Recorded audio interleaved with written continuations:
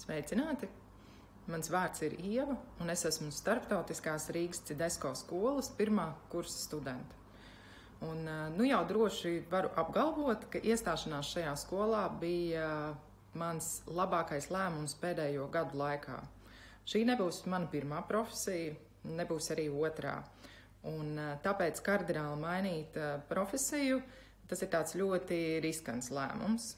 Ņemot vērā to, es ļoti smalki izpētīju šīs skolas piedāvāto programmu, pasniedzējus, un jāsaka godīgi, līdz šim man nekas neliek vilties.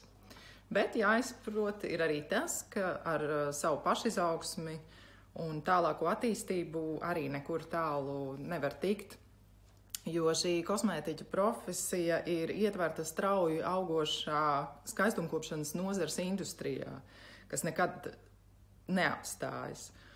Un tā tad ir jātīstās tālāk arī pēc skolas.